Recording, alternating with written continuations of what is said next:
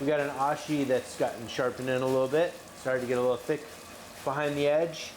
So do a little better than just sharpening the edge. We're gonna go ahead and thin the whole thing, resurface the face of it, bring it back down to close to its original thinness. It won't be as wide as it was, but it will be as thin. So let's get to work.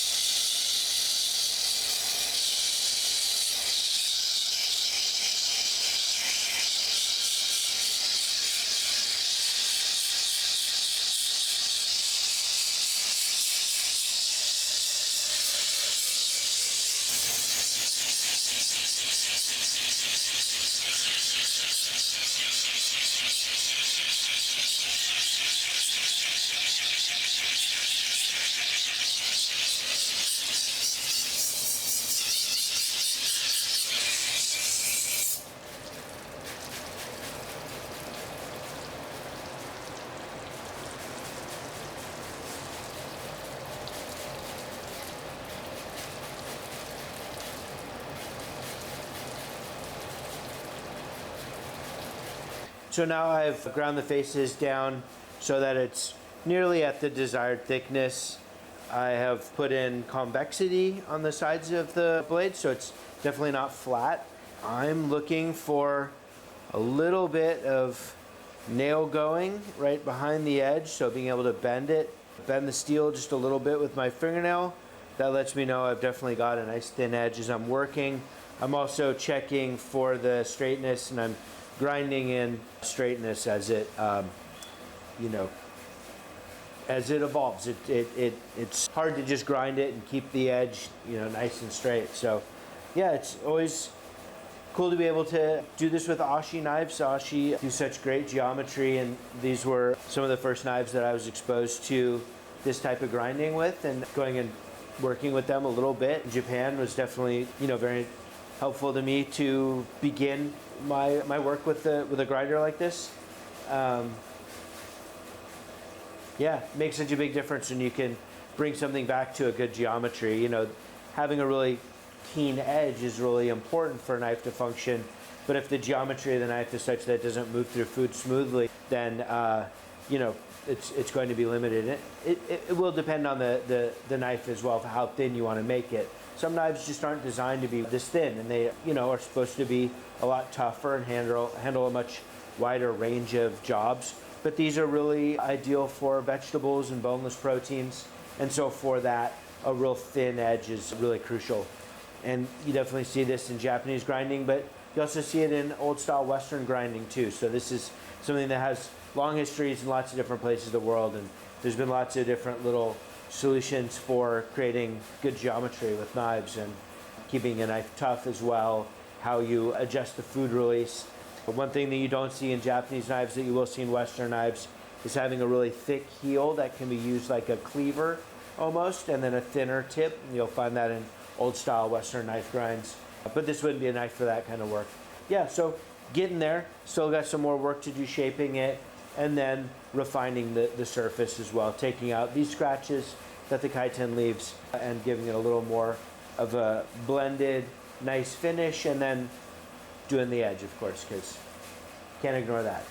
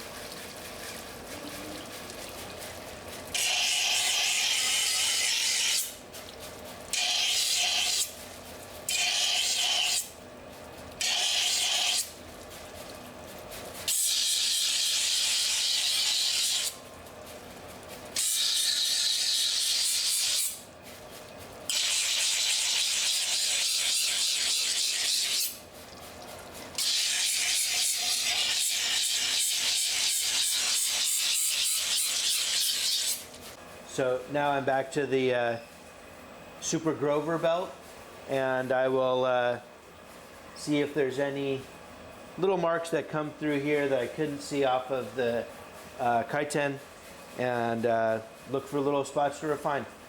A little bit of a back and forth between the Scotch-Brite belt and the Kaiten at this point.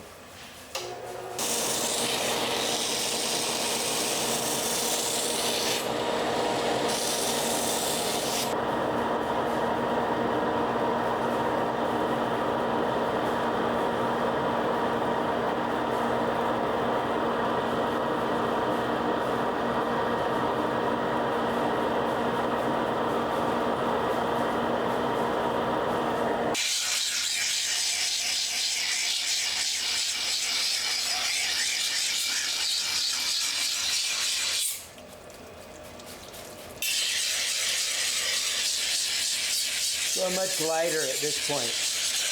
I'm not trying to remove a lot of metal. Just get a nicer scratch pattern, take out a few of the stray, deeper scratches in there. Gonna blend everything together. Take out any lumpy spots.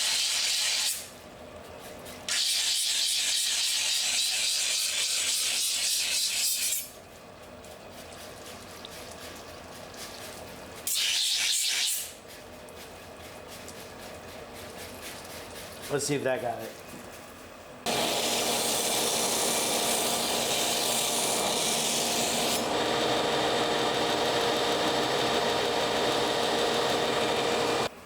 No actual Muppets were harmed in the making of this belt.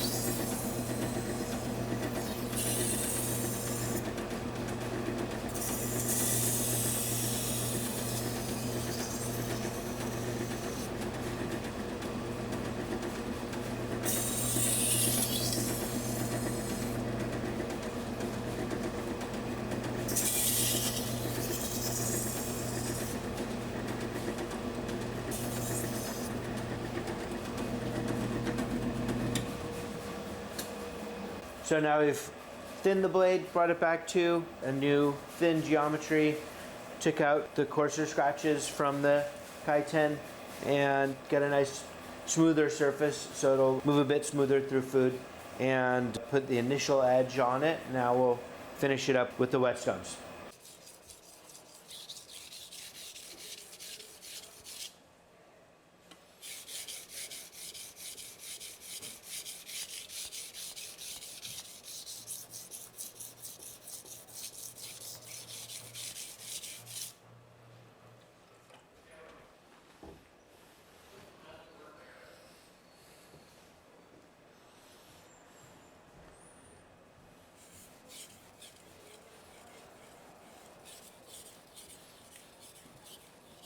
So you've got a lot of options for what grit you want to finish an Ashi stainless at. This is a fairly fine natural stone. This one is about a 3.5 fineness and softness on a scale of 1 to 5. So it's got a nice refined edge, but still has some bite to it. And softer stone like this super easy to use. You can, use it like a bench stone. You can see some metal coming up here, and I really like a natural finish on an Ashi, so definitely worth getting one of these out for an Ashi.